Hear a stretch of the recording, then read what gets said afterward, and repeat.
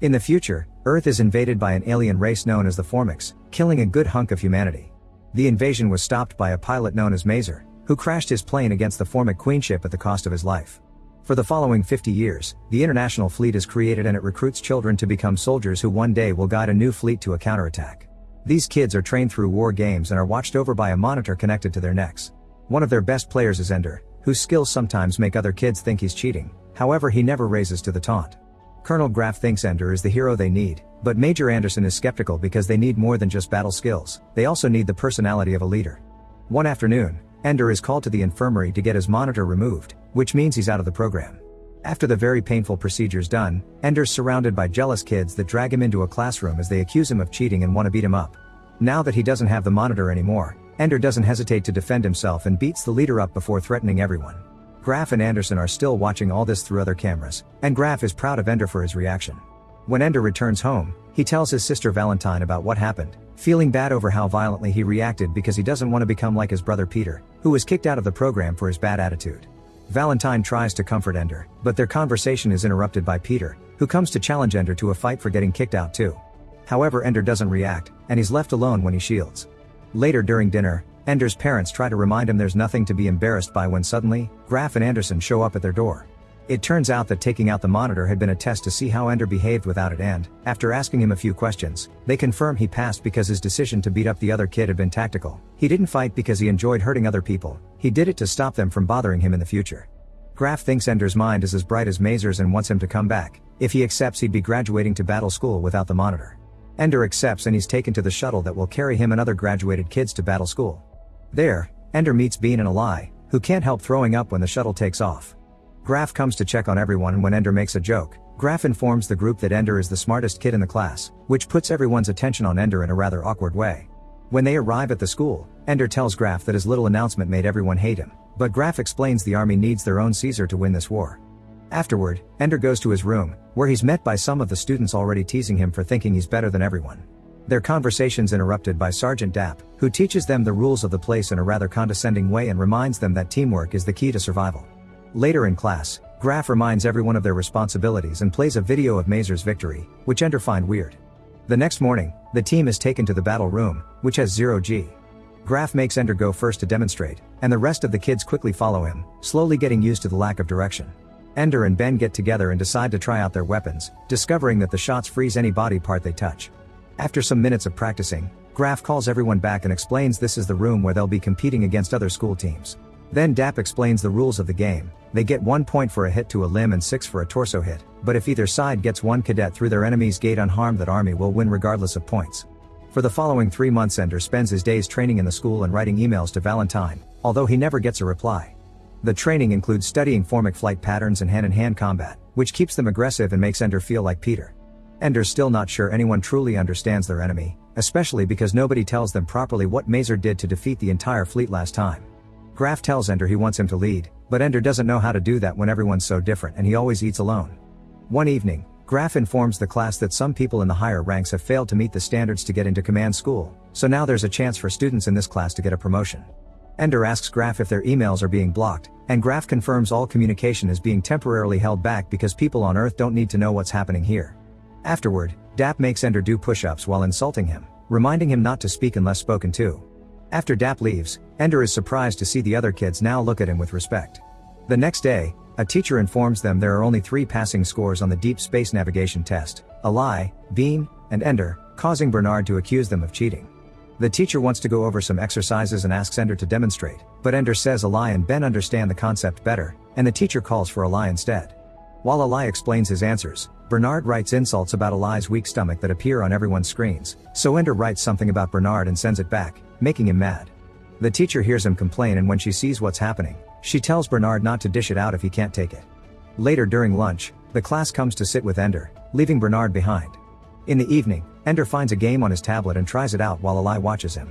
In the game, Ender plays as a rat that must choose between 2 goblets, but no matter what Ender chooses, the rat dies. He then decides to make the rat attack the troll handing out the goblets, which allows him to pass the level. Ally doesn't understand why, and Ender explains the academy is training them to be violent. This game is being watched by Graf and Anderson because it's another test, and Anderson is surprised by Ender's solution because it's never happened before. It also confirms Graf's belief that Ender is the perfect soldier, thus Ender instantly gets promoted to the Salamander Army, which is known for being undefeated. When Ender finds his new quarters, he meets Petra, the only girl in the Salamanders, and the leader Bonzo, who is angry to see Ender as his new team member because he thinks he's skinny and useless. Bonzo informs Ender he'll trade him as soon as he can, and for now, he doesn't want him getting in the way. During matches, Bonzo wants Ender to enter the battle room and stay in a corner without doing anything until the team is ready to move through the gate. Afterward, Petra informs Ender that the battle room is open for practice 24/7, so she can help him with the training if he wants. Ender accepts and the two of them end up in the battle room, where Petra shows Ender a few tricks to be a better shooter. When Bonzo sees them return to the room together, he gets furious and tells Ender that he isn't allowed to practice at all. Ender asks him to speak in private and explains he'll respect every order Bonzo gives him during training, but he won't allow for his free time to get controlled by him too. Besides, if Bonzo wants to trade him, it'll happen faster if Ender shows growth. Ender offers a simple deal: Bonzo can pretend he won this argument, and the next day he can tell anyone he changed his mind. That way he keeps his respect as a leader and Ender still gets his free time. Bonzo insults Ender for being impertinent, but the next morning, he does exactly as Ender said. Sometime later, the first match begins, and at first Ender stays in his corner like Bonzo asked. However, their team begins to lose, so Ender jumps in to help Petra and make a plan together. Petra pushes Ender while he pretends to be frozen. This allows him to steal two guns and start a one-man attack that takes the enemy by surprise and gets the victory for the Salamanders. Graf is watching all this and is delighted to see Ender shine. During lunch, the other Salamanders call Bonzo out for holding Ender back, humiliating him. Later, while Ender and Petra are practicing hand-to-hand combat, Bonzo interrupts them to punch Ender, threatening to kill him if he ever makes him look like a fool again.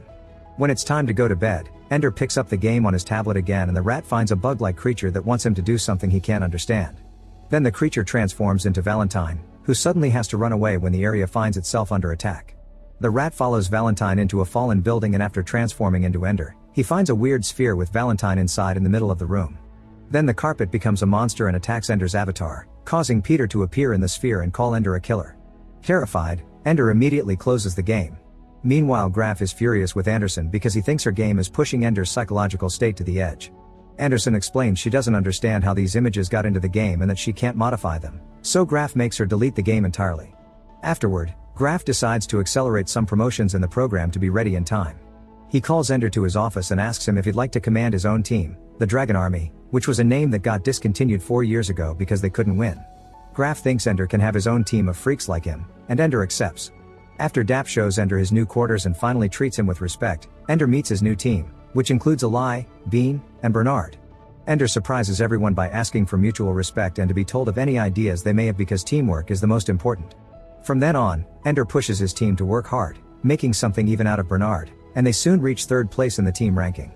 Anderson reminds Graf their higher-ups are impatient and want a decision on which team will advance any day now, but Graf hates that the Dragons haven't reached first place yet.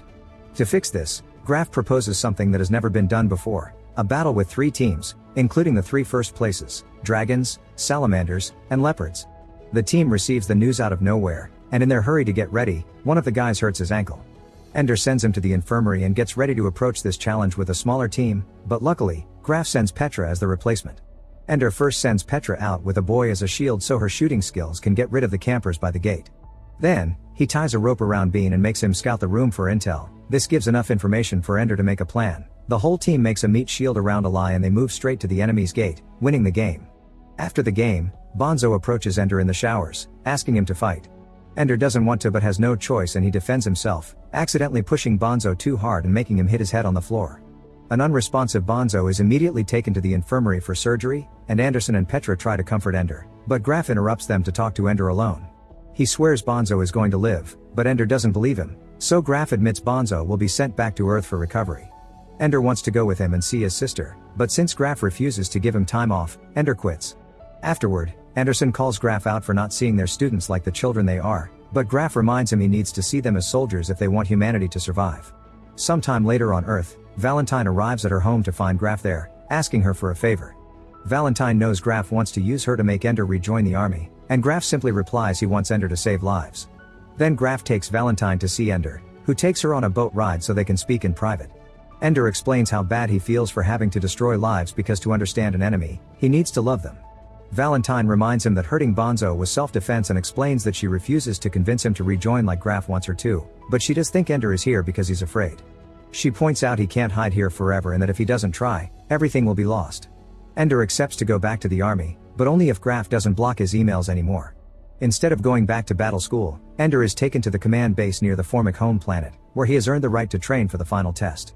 If all goes well, Ender will get to command the entire invasion fleet. This base is on a planet that used to belong to the Formics until the humans drove them away almost 3 decades ago. Ender doesn't understand why they need to keep attacking the Formics if they're contained in their own planet, and Graf explains it's in order to stop them from attacking again in the future, the same reason why Ender had beat up those students months ago. Dap shows Ender to his new room, which includes an oxygen tank in case there's a need for an evacuation. The next morning, Ender is startled by the sudden appearance of a weird tattooed man that jumps on him and reminds him to trust nobody, not even his teachers. This man turns out to be Mazer, who isn't dead after all, so Ender gets to comment on what has been bothering him. Whenever they show the video of Mazer's victory, they cut the footage right after he destroys the carrier and he doesn't understand why. Mazer takes Ender to watch the whole recording and it's revealed that after Mazer destroyed the main carrier, all the other Formic ships stopped attacking and began falling out of the sky. Mazer explains Formics are compared to ants for a reason. They also depend on their queen, and if the queen is out of commission, the others can't think for themselves and die. The reason why this is kept classified is that they aren't 100% sure Mazer destroyed the queen's ship, meaning they can't depend on that strategy yet. But if the Formics have rebuilt their fleet, there must be another queen on their home planet, and the only reason why they left is to seek water. Afterward, Mazer takes Ender to meet the team that will assist him during the training simulations, which includes Bernard, Bean, Petra, and Alai. Then Mazer shows the team how the Formics have been growing their military power at an alarming rate, so they'll have to attack first to prevent them from going out again even if Ender doesn't think it's fair to go after creatures that are keeping to themselves. The simulations will begin with photoreal simulations to best approximate real battles, and Ender will command the overall strategy that he'll pass to his teammates, who will each command a battle group formed by drones. The most important thing is to protect the MD-500, a weapon that can shatter molecular bonds and Petra is trained to fire. For the first few simulations, Ender and his team fly through them without issues, gathering victory after victory. But the simulations keep getting more complex and real, and after a few months of pure pressure, Ender loses his first battle. Mazer yells at Ender for his failure, and when Ender points out he can't win if he doesn't take risks, Mazer points out he needs to focus on the big picture and relegate the small mop-ups to his team. Graf also explains Mazer is frustrated because he's trained many teams in the past and they all lost, but Ender will be the last because there's no time to train anybody else. The higher-ups have decided tomorrow will be Ender's final simulation, and if he wins, he'll command the real fleet. In the evening, Ender chats with Petra, explaining he doesn't want to go to war and wishing he could speak to their enemies to understand them better.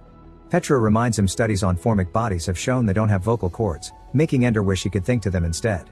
The next morning, Ender gets ready with his team for the final simulation, which is watched by Graf, Mazer, and a bunch of higher-ups. This simulation will be staged at the Formic home planet, where they immediately see the enemy fleet. Ender orders Alai to engage so Petra can fire the MD-500 at the swarm, but this only causes the rest of the Formic fleet to leave the planet and come after them.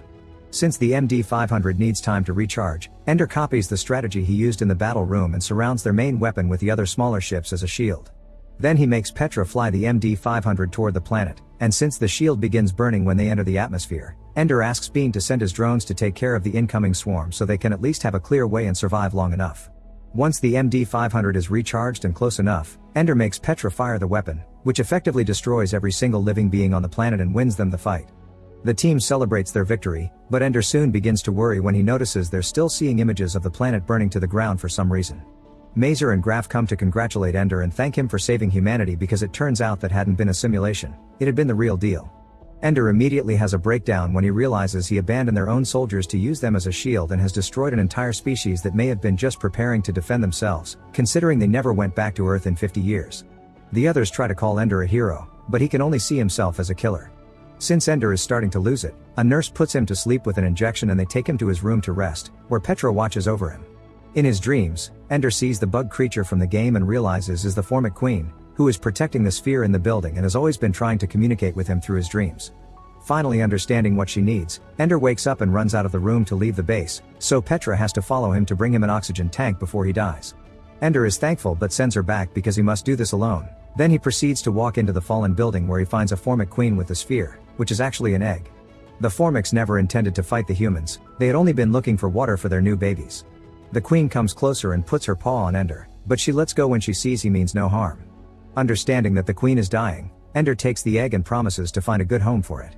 Now the war is over, Ender is promoted to Admiral and given a small ship as a reward, which he uses to fly into deep space and start a new Formic colony with the egg to make up for his sins. Make sure to subscribe and turn on notifications so you can watch more videos like this. Thanks for watching.